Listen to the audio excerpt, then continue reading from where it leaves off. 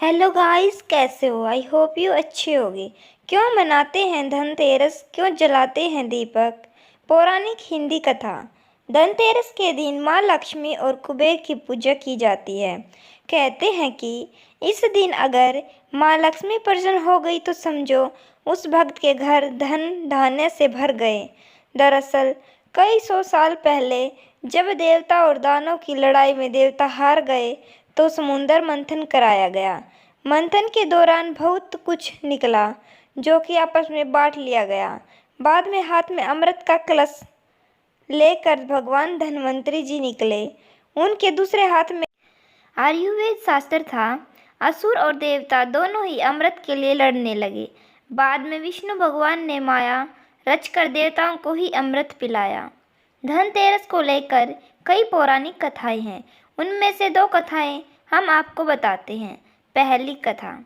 एक बार हेम नामक राजा था। उनका एक पुत्र था। जब बालक की कुंडली बनी तो ज्योतिषियों ने कहा कि बालक का विवाह जिस दिन होगा उसके ठीक 4 दिन के बाद उसकी मौत हो जाएगी। उसके ठीक 4 दिन के बाद उसकी मृत्यु हो जाएगी। राजा इस बात को जानकर बहुत दुखी हुआ और राजकुमार को ऐसी जगह पर भेज दिया जहाँ कोई लड़की उसे ना देखे। लेकिन एक बार एक राजकुमारी उधर से गुजरी और दोनों एक दूसरे को देखकर मोहित हो गए। दोनों में प्रेम हो गया। उन्होंने गंधर्व विवाह कर लिया। विवाह के बाद ठीक वैसा ही हुआ और 4 दिन के बाद यमदूत उस राजकुमार के प्राण लेने आ पहुँचे। जब यमदूत उसको ले जा रहे थे तो उसकी पत्नी ने काफ़ी विलाप किया। उसकी पत्नी काफ़ी ज़ोर ज़ोर से रोने लगी। लेकिन यमदूतों को तो अपना काम करना ही था। नवविवाहिता के विलाप को सुनकर यमदूतों ने यमराज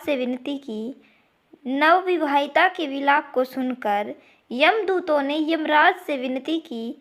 कि हे यमराज, क्या कोई ऐसा उपाय नहीं है जिससे मनुष्य को अकाल मृत्यु से मुक्त हो जाए? यम देवता बोले, हे दूत, अकाल मृत्यु तो कर्म की गति है। इससे मुक्ति का एक आसान तरीका है, मैं तुम्हें बताता हूँ, सो सुनो।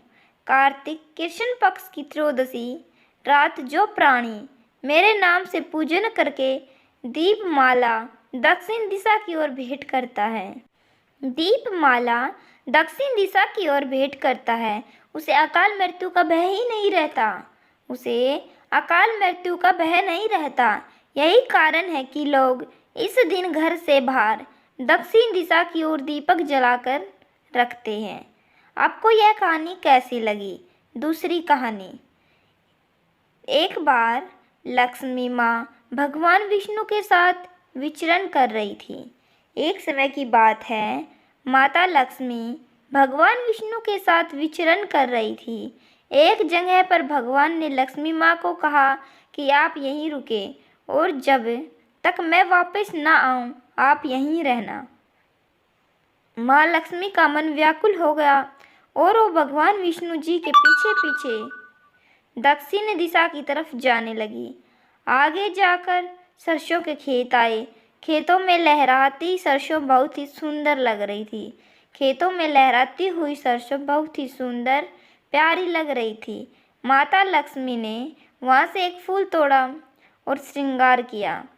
माता लक्ष्मी ने वहाँ से एक फूल तोड़ा और उस फूल से श्रृंगार किया। आगे जाकर गन्ने के खेत आए तो उन्होंने गन्ने के रसीले मीठे रस का आनंद लिया। तभी भगवान विष्णु भी वहाँ आ गए और माँ लक्ष्मी से नाराज हो गए। माँ लक्ष्मी से रुष्ट हो गए। विष्णु ने कहा उन्होंने किसान के खेत में चोरी की है और अब उन्हें 12 साल तक किसान की सेवा करनी होगी। तब माँ लक्ष्मी गरीब किसान के घर पहुँची और वहाँ रहने लगी। एक दिन किसान की पत्नी को माँ लक्ष्मी ने उसकी प्रतिमा का पूजन करने को कहा। किसान की पत्नी ने वैसा ही किया। ऐसा करते ही उसके घर में धन धान्य भरने लगे और जीवन बहुत ही सुखी हो गया।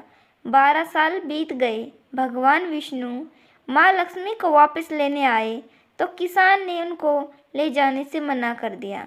तब भगवान विष्णु ने कहा कि लक्ष्मी जी कहीं नहीं ज़्यादा रुकती, ये तो श्राप के कारण वो 12 साल यहाँ रही।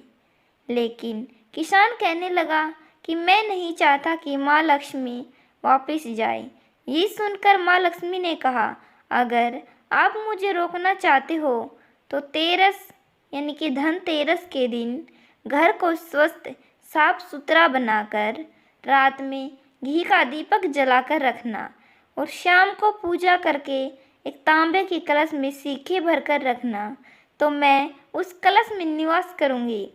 इसी जगह से हर वर्ष धनतेरस के दिन लक्ष्मी जी की पूजा की जाती है।